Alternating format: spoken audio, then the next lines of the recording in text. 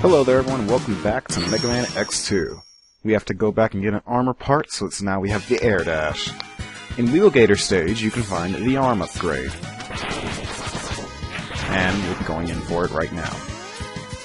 So today's Mavericks will be Wire Sponge and Morph Moth. Both which are pretty easy Mavericks in their own right. Wire Sponge, well, wait till we get to a stage first.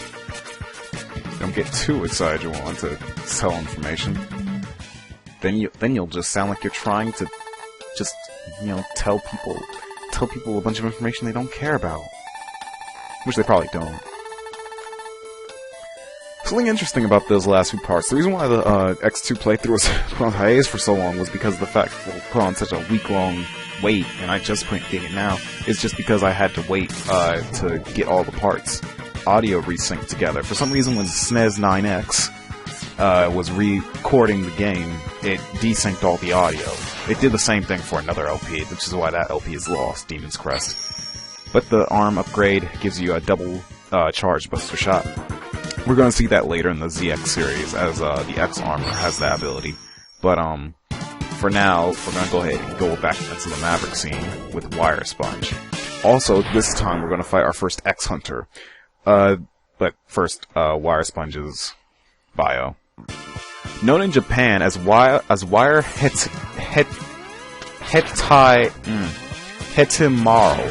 is a sponge plant type Maverick from Megaman X2. Created in one of Sigma's Maverick producing factories, an accident resulted in him having a personality disorder, which causes him to act childish and easily amused. Yet he still had impressive combat abilities and was placed in charge of the weather control station, where he found delight in passing the time playing with the weather system. And Wire Sponge is actually the Maverick that most people go after first. I find it pretty easy no matter what, so I just go after him whenever I want to.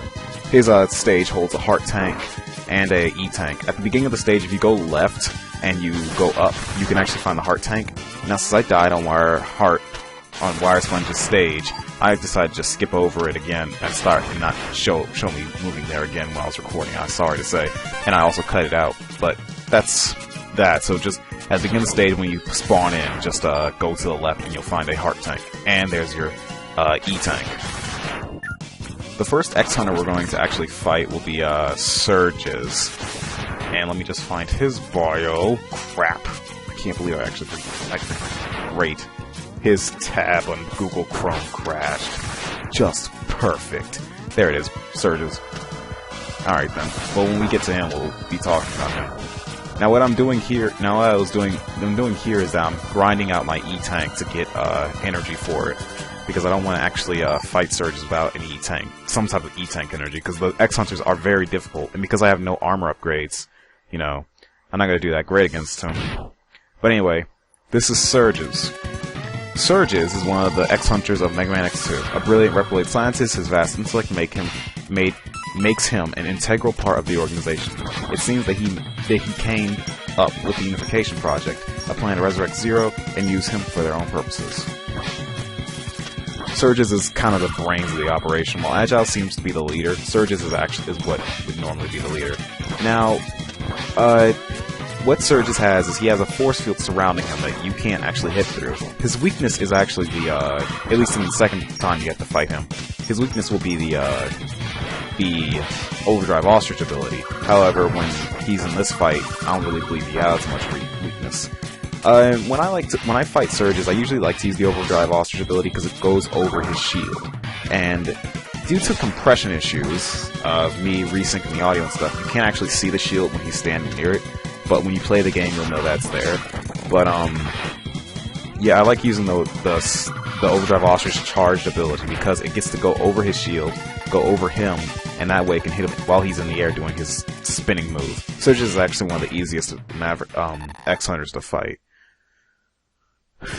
After you defeat an X-Hunter, all three of them, you'll get a Zero part. I think we've got Zero part number 1 from that one. Or Zero part number 3. The 3 parts of Zero are his head, his body, and his legs, which will actually be more interesting. The fact that they brought that back as a reference, I think, in the Zero games in Mega Man 04, where you could create head parts, head part, body part, and a leg part. So I think that's cool that the, although it kind of makes the Mega Man X, Reploids seem like they're just made of 3 parts. They're just, like, they're not made of integral parts. No, it's just like they are made of 3, like their legs just come pre-built, like a Legos person or something. But the Legos people are made of a head, a body, and legs. How was that, how were those new LEGO games? I heard that they added voice acting. I've heard some of it. It sounded like it was alright. The voice acting, I mean. But overall, the game, I don't know how they play. Do they still play the same? Someone mention it in the comments if you know.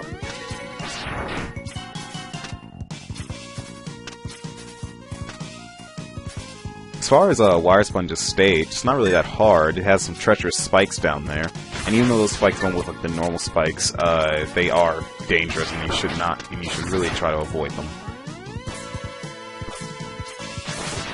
I was playing Mega Man 03 before I started recording this, because I always practice my Mega Man games to keep myself in practice and a good ability to speed run or just anything.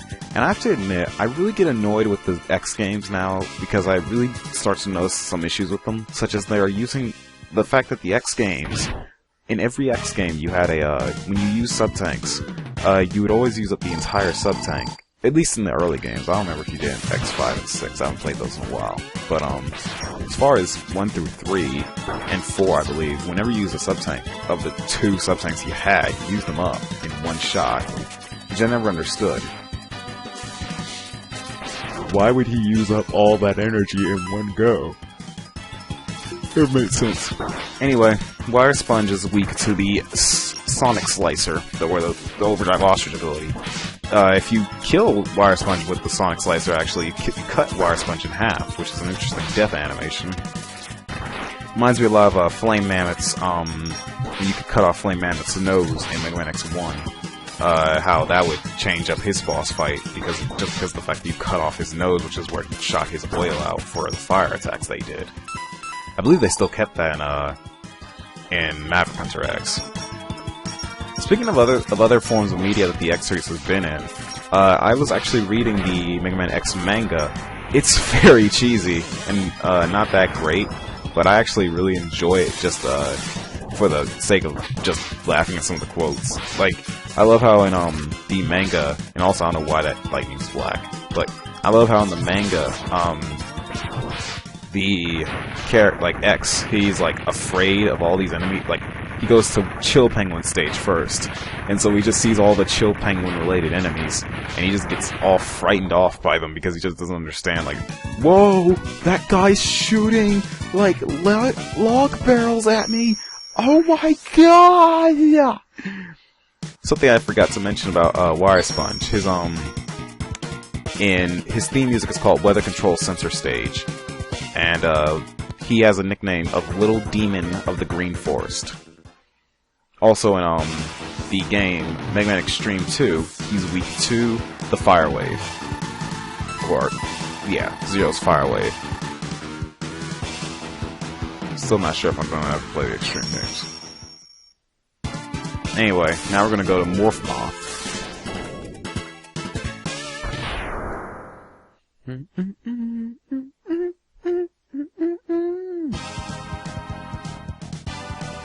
X2's soundtrack is alright, but there are some tracks I just can't stand in X2 soundtrack. Morph Moth actually has one of my favorite tracks. Is actually one of my favorite tracks in the game. With each X game, you can tell that they changed the focus of what the music was supposed to be related to. Where, like in X3, for example, it's hard rock, while in like X2, it's kind of more bold and brash tracks, more than anything. Although I'm not a music major, so I wouldn't exactly know. You know, that's the Wheel Gator ability, the charged one. When you use Wheel Gator's ability here, you can actually get down here, and you can find the Giga Crush and the armor upgrade that makes you take half damage. What I loved about the early X games was the fact that it was so easy to get to all the light capsules that you needed. It wasn't as much of a challenge as it is in like X4 and 5. We're in X5, you have a time limit, so you better make sure that that you're getting those light capsules fast. And the only really good X armor in 5 was the Falcon, just like how in X6 the only good armor is the Blade armor. Hated that they made that by 5 they started making 2 armors, yet then they only made one of them really useful. It's like they gave one more attention than the other because the other one was completely useless.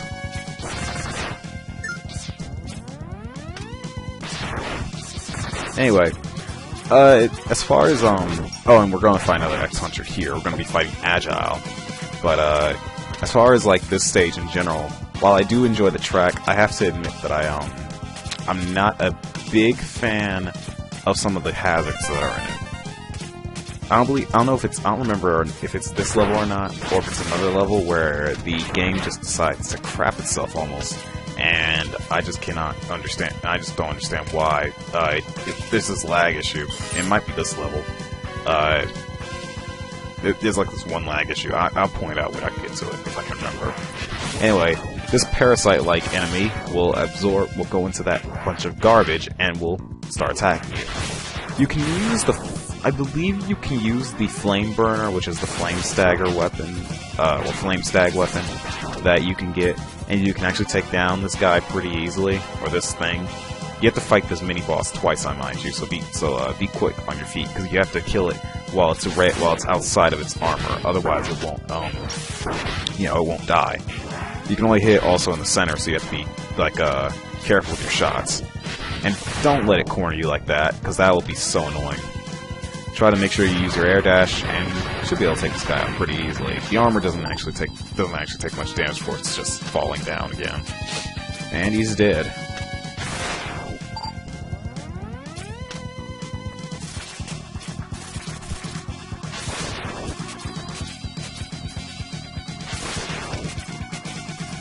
Here's where you can fight the next X-Hunter, Agile.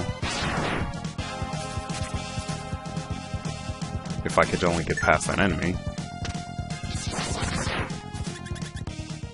Thanks, enemy, for dying.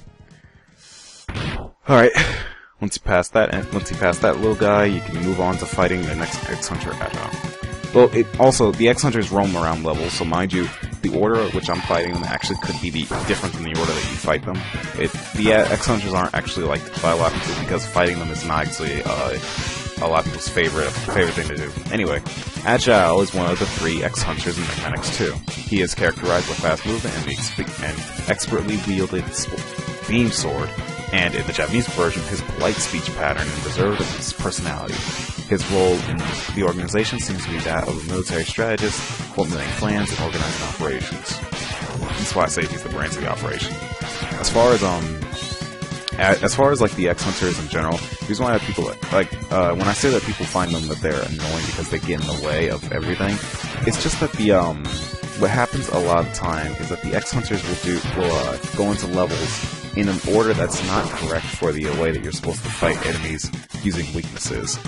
X2 was made in mind of this, though, so I actually don't find the X-Hunters to be that bad of an idea, because while in X3 you have Bit and Bite who can randomly appear in levels, at least with the X-Hunters you can tell where they are. And also, the X-Hunters don't... Well, you can abuse the, defeat one... Since you have 2 stages completed before the X-Hunters even make their appearances in levels, you can just go ahead and just, abuse the fact that they keep roaming every time you go into a stage and come out, and just, go back into a stage that you want them in, go in that stage, and then fight them. However, their difficulty is what another thing that causes people not to like them, just due to the fact that they just don't actually, help out a lot in terms of quality of the game. Now in Morph Moth stage, you'll see that there are a lot of these random creatures that are just jumping around and the like. These creatures are green, and I don't know what their exact names are, but other than like the red one, where the red one takes over other enemy, takes over a giant body of armor. The green ones will take over your body and will cause you to have different control issues, such as constantly jumping even though you're not pressing the jump button, or constantly shooting and you're not shooting at anything, or things like that. are constantly dashing or moving without your permission and stuff like that. That can mess you up. Luckily, Morph Moth stage doesn't actually have as many hazards in the factory section as it does in the outside section. So it actually doesn't screw you up too much because there aren't any real bottomless pits or any type of like spike pits like there are in the outside section where you can fall and die. Now, for this exact mini-boss, you can see that the gravity is changing, and this is the concept that the Megaman series will bring back. This concept of gravitational pull affecting your platforming and your gameplay. They do that with wind as well in the later games, and what it is just that you know, like the gravitational pull is pulling X up because he's made of metal, obviously, and then at some point it will reverse itself and go down, and so X won't be able to move as highly in the air. His jump will get nerfed, while it's going up, his jump will go higher. It's just stuff like that to change up the gameplay a bit, which I like.